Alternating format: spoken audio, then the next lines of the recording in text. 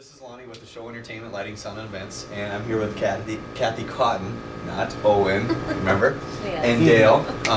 And the reason I wanted to come here today and do a little video is because I just recently did a wedding for Kathy, and I just wanted to get a testimonial about how she felt about the wedding, and Dale happened to be a guest at the wedding. So I wanted to get their feelings. So I don't really have a script. I want it to be genuine. That's the whole point of the video. Obviously, if we script it, it means it's not real, and then you don't believe it. So basically, I just kind of want to get their input, and that way you guys can know what they felt about the wedding, what the process was, some of the things that went on, and I guess in comparison, what they thought about me versus seeing other entertainment. So the first thing I'll just ask Kathy is, what she thought of the wedding. Wedding reception was awesome. Lonnie far surpassed anything that I could have expected for my green day. I don't know. I wanted something different, and I knew I didn't want to hire like a traditional DJ service per se. I was looking more on the entertainment style, and I wanted somebody who obviously, if they can entertain, they can DJ. Anybody can hit play, on a song list, or they can take requests and hit play and find it in their song list. So I wanted someone who was going to interact with the crowd and be there, keep them involved. Too often, I think we see receptions nowadays, especially wedding receptions, people come and they eat, and they get through a few formalities and then they leave. I didn't want that at my reception. I wanted people to be involved, and I wanted them to have a good time. And I trusted Lonnie in the fact that I knew he was going to be able to read the crowd and be able to decide what was going to be best for that crowd and what kind of music they needed to hear to keep them involved and engaged. I did something a little bit different where some people may start a reception right after the ceremony and just boom, go into dinner and then music. I did a cocktail hour, and that I wanted to be a little bit different. I love the Rat Pack music, and when I saw Lonnie at the bridal fair, that first struck my interest. He was singing Michael Bublé, and I remember hearing it and thinking, wow, that's really nice music that they're playing here. And we walked around the corner, and I saw him singing. And immediately, I said to my mom, I said, we've got to check this out and see who this is, and what this is about. And when we talked to him, he said, I can sing, I'm a professional entertainer first and foremost, but I can also DJ. That struck my interest right away. And so I had him do a cocktail hour to entertain the guests, because we had some lag time in between our ceremony and when we were actually going to do dinner. So I had him entertain the guests. You actually had an early ceremony, which is probably not typical of most. I think most ceremonies I'm used to are at 4:30, somewhere in that range, and yours was, I believe, at 1:30. And if any of you know anything about weddings, that 1:30 to, let's say, 5 or 6 o'clock time when you're going to have dinner, that's 3.5 to 4 hour window that a lot of your guests won't know what they're going to do. And if they're out of town, they're going to want to either come to the location, go back to the hotel room, do some other things, and if they do that, then they might not come back to the reception. So we were trying to figure out something to give the guests, to do and entertainment, and that's where Kathy asked me, well, can you set up at a certain time? And originally we'd schedule, I think, 4 o'clock. Yes. About 4 o'clock, to where she thought that the guests would start arriving, but then it changed down to 3 o'clock, I think is what we ended up doing. And guests did start arriving. Sure enough, as I said, as soon as the wedding's over, guests are going to come in, and they did about 20 minutes to 3, I think it was. So about 3:05 is when I started doing some of the entertainment, because that's when more of the guests started flowing in. But as Kathy has said, one of the things that I do is I sing over 1,000 songs professionally with my company, and the main focus I have right now is doing the Michael Bublé, Frank Sinatra, Dean Martin, Rat Pack type of stuff. But I do also do some newer stuff as well, such as Justin Timberlake, Mike Posner, Black Eyed Peas. I do a lot of country. I do a lot of classic rock, like Leonard Skinner, maybe some Eric Clapton, some Neil Diamond. Tell me you do George Strait. And I do George Strait. Of course, I know the Fireman, you know, Ace in the Hole, all those. I do a ton of country. And you know, the other thing that I wanted to get into, and the reason why we brought Dale here is because he was a guest. So we wanted to get a perspective from the guest and just hear what he had to say about the whole entertainment. So. Oh, well, there's actually not much to say except that what I told Kathy when she first told me, and she's really one of my best friends in the world. So I was happy to go to her wedding, and she said, I'm going to have a DJ. At every one of my weddings, I've had a live band. Well, as it turns out, we had a live band. Because this guy was incredible. I was amazed at the way he sang first. His voice is just not to be believed because he says he does the Rat Pack. He actually does Frank Sinatra better than Frank Sinatra. I know. That's not fair. Nobody does, but yeah, okay. No, but I mean, it was that good. And it made it a very fun, entertaining night. He worked the crowd, he came and talked to us, shook our hands, sang the whole time through. Two of my favorite singers, Frank Sinatra and Dean Martin. And you know, you gotta know all the songs they ever did because they're kind of in your heart. And all I can say is this guy did it great. And I told Kathy the next time I saw her, best show I'd ever seen. And I meant that from the bottom of my heart. Well, thank you.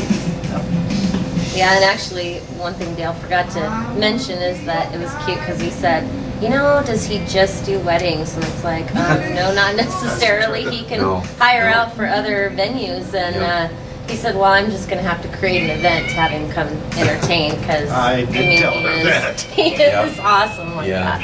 And a nice personal touch that, you know, I really appreciated too was Lonnie sang the father-daughter dance for us. Yeah, and, that's true. You know, that just brings a personal touch to it. I know a ton of my guests would say to me, you know, that I've talked to now being home and catching up with them, and they're like, it was amazing, you know, we loved it, we had so much fun. Best wedding reception we've been to in ages or forever or ever, you know, I mean, you pick it, they said it, and, you know, something they would say continuously is that, oh my gosh, you know, I would have to actually stop and be like, okay, now is he singing this song or is it just playing? Like, you know, whatever song it was, whether it was country or, like he said, a little bit of the classic rock or even the pop, you know, and it's like, okay, then they realize, yes, he is singing because he's walking by my table with the microphone in his hand. That's right. what I was going to say. Yeah. You had no doubt when you walked through the crowd Yeah. who was doing the singing. Yeah. So, Yeah. Well, and even though, yes, I do sing, something I think that's a little different about my company is, just so some of you know, I do have 9 years of professional DJ experience in a nightclub setting. So I don't want people to get confused when I say I'm a professional entertainer. The reason I say that first and foremost is because I think there's more to an entertainment for an event, whether it's a wedding or a private party or Christmas party, than just simply coming and setting up a couple of speakers and playing music. I think you need to interact. I think you need to be able to adapt to the crowd, and that's what I try to do. So my knowledge of having a broad range of music really helps. And even though I do sing some of the newer stuff, some of the older stuff that Dale likes, that Dean Martin, that Frank Sinatra, you know, the other thing that I also offer in my service is the ability to add karaoke to the service, and Kathy kind of snickers here because I actually got her to sing a song. But I also wanted to mention that I'm not opposed to having other people come sing that are really wonderful vocalists as well.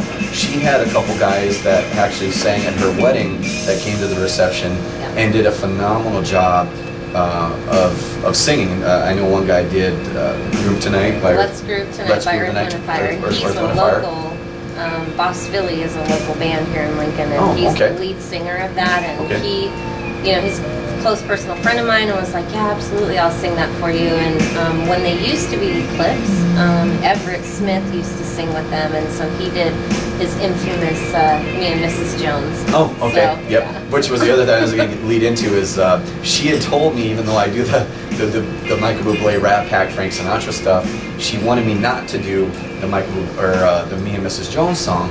And her other guest that sang at her wedding came in, and she wanted him to do it. And little did I know, he wasn't going to do the Michael Bublé version. He was going to do, I think it's the Paul Anka version, the original version of Me and Mrs. Jones. And he did it, and he was phenomenal. It was great to hear some people come and sing. And I do want to give credit to, I believe it's the Courtside Event Center, and Joel. He is the manager of the event center. If you're looking for a nice event center to go to here in Lincoln, Nebraska, go talk to Joel at the Courtside Ballroom or Courtside Event Center. Anyway, the acoustics in there I thought were great. I only had to set up a few speakers, but the sound coming from the room and everything was phenomenal. It had a nice, I want to say reverb or echo to it, but not too much to where it was overbearing. And I think that's another reason why people thought that the sound, at least the way I was singing, was good too. So I think that had a lot to do with it as well. But the other thing I wanted to ask Kathy was, I guess from beginning to end, the process that we went through, and what did you think of me personally, as far as from when you saw me at the bridal show to we actually sat here at this location, was it, I don't know, 4 months before your wedding, 3 or 4 months? Yeah. And did some planning and discussed some details about our wedding, but we went through that process, and then even up to discussing playing a video or possibly doing a video. I know that kind of had a little switch intermediately with the wedding. Maybe that's something you can kind of touch on. I was just kind of hoping you maybe bring that up and how that went. Just the whole process from the point of follow-up, like, giving him my contact information at the bridal fair and immediately getting follow-up from him. Always a personal touch, and it wasn't the standard generated reply email. Oh, email me here, and then that, automated generation that comes back from so many people. There was a personal touch of a phone call, and then opening it up to, I have text messaging. Call me anytime, leave me a message. As a bride, you get a little crazy as things get closer and closer. Even the best of us try to really stay sane, but what makes a huge difference in all of that is having someone that is doing a venue for you that you can trust and just know, like, they're going to handle business. I didn't have anything to worry about. I knew that. He took the time to visit with me, thoughts that I had, suggestions that he had, So by the end of it, like I said, I trusted him to give him freedom to work the crowd. I didn't have to say, okay, I want all of these songs played, because he was going to be able to read the crowd and figure it out. And I knew that. And so I was able to let go. And believe me, when you're planning a wedding, if there is something that you can let go of to someone else, because I'm a control freak, I'm going to tell you straight up. And there might be some of you out there, but I'm definitely one of them. Very much so. It was nice to be able to just let that go. I didn't have to stress. It's like, okay, these are the songs that we want played for the formality stuff. Other than that, go with it. Go with the crowd, see what they're feeling, what they're not feeling.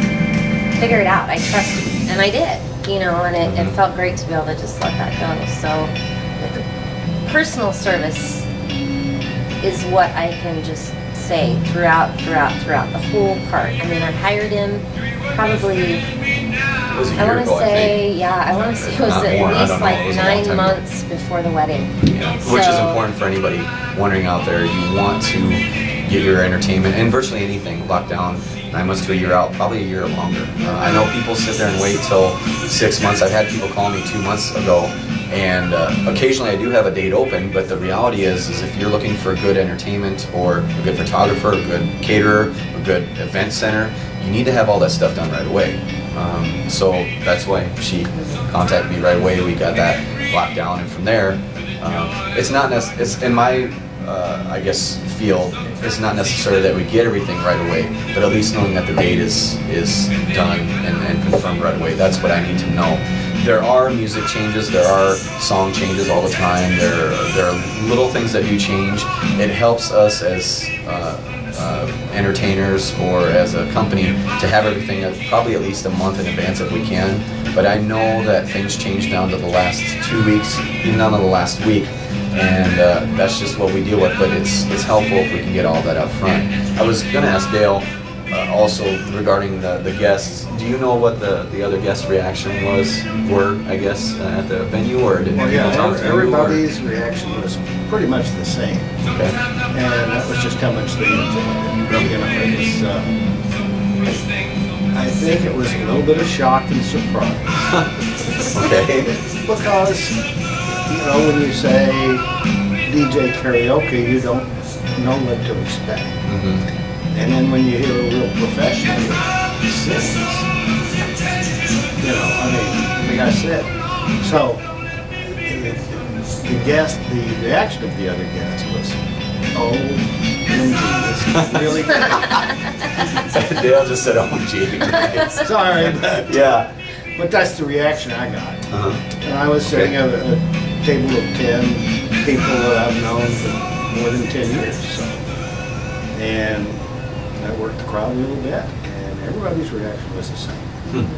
We Wow. really enjoyed the show. And that's exactly it, the show. The show, yeah, and I want it to be that way. I want it to be entertaining. You know, as I mentioned at the beginning of the video, the other thing I do want to know is if there are things that I can do to improve the show or my events, because even though I'd like to think that I try to do a good job, there may be always some little thing that somebody says, you know, I wish you would have done this, or I wish there would have been this. Are there those types of things that you can think of that you wish that would have been different? Because I want people to know that. I mean, I know I walked It's a tough around. question, because I really enjoyed the show. Yeah, okay. Okay.